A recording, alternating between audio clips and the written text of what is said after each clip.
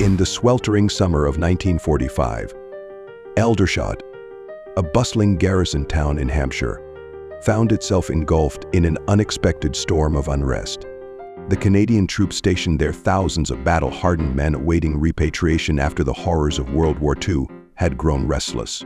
Months of delays in their return to Canada, cramped barracks, poor food, and simmering tensions with locals created a powder keg of frustration that exploded into one of the most infamous riots of the war's aftermath. July 4th was an ordinary day in Aldershot. Civilians went about their lives, shopkeepers tended to their businesses, and soldiers, most of them Canadian, occupied the town's barracks, leisure facilities, and pubs. Yet beneath the surface, tensions brewed. The men, many of whom had been stationed in Aldershot for weeks or even months, were growing increasingly bitter. Promised swift repatriation, they instead found themselves mired in bureaucratic delays. That evening, the breaking point was reached. In one of the town's amusement halls, a disagreement between a group of Canadian soldiers and staff escalated into a brawl. Witnesses later described the scene as chaotic, with tables and chairs hurled as soldiers clashed with one another and staff. The disturbance spilled onto the streets, where the mob swelled. Fueled by alcohol and collective frustration, the soldiers turned their ire toward the town itself.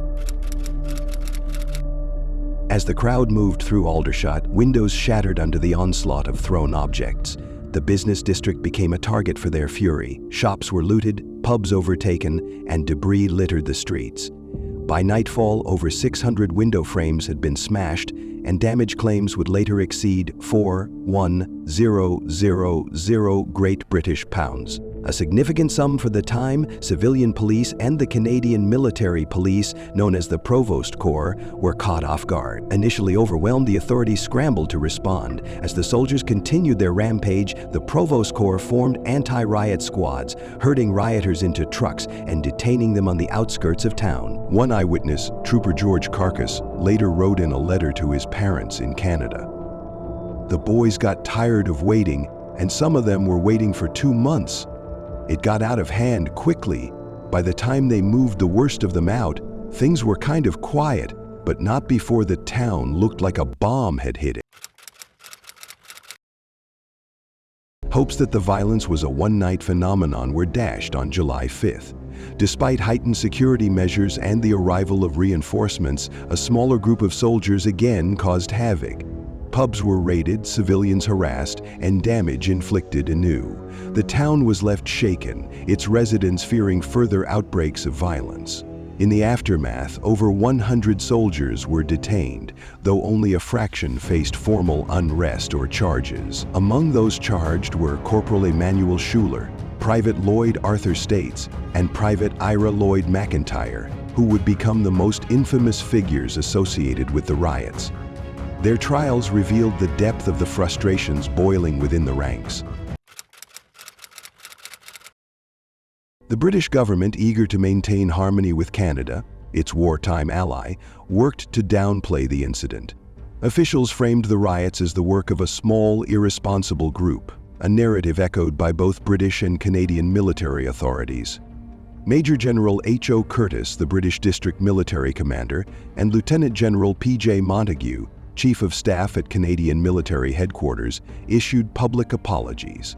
Montague wrote to the mayor of Aldershot expressing sincere regret for the injury which has been done to your town by a small, irresponsible group of Canadian soldiers, adding that their actions had earned the contempt of the great majority of the Canadian Army overseas. Behind closed doors, however, the British government pressed the Canadians to remove their troops from Aldershot as quickly as possible. Convoys of lorries carried soldiers to embarkation ports, with over 2,500 men moved out on July 6th and another 500 the following day. By mid-July, no transient Canadian troops remained in Aldershot. The Canadian authorities acted swiftly to impose discipline. Of the soldiers charged, some faced severe sentences. Schuler was reduced to the ranks and sentenced to 7 years penal servitude. States received 5 years and McIntyre 2 years with hard labor. Others received shorter sentences or were summarily dealt with by their commanding officers, often with the maximum punishment of 28 days detention.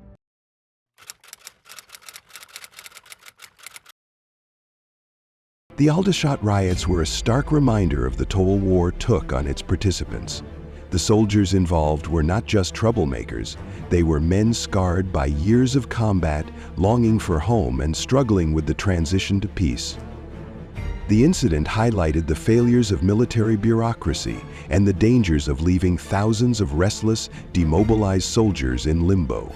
Efforts to suppress the full story continued long after the riots. Reports in Canadian and British newspapers were sanitized, and details of the court-martials were often sparse.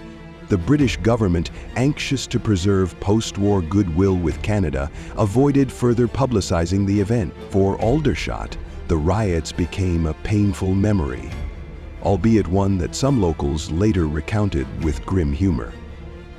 "The Canadians fought hard for us in the war," one shopkeeper recalled years later. "And they fought hard here too, though not in the way we wanted." In Canada, the riots faded into relative obscurity, overshadowed by the triumphs of the war and the challenges of rebuilding. Yet for those who lived through it, on both sides of the Atlantic, the events of July 1945 remained a vivid reminder of the complexities of war, victory, and the human cost of waiting for peace to come.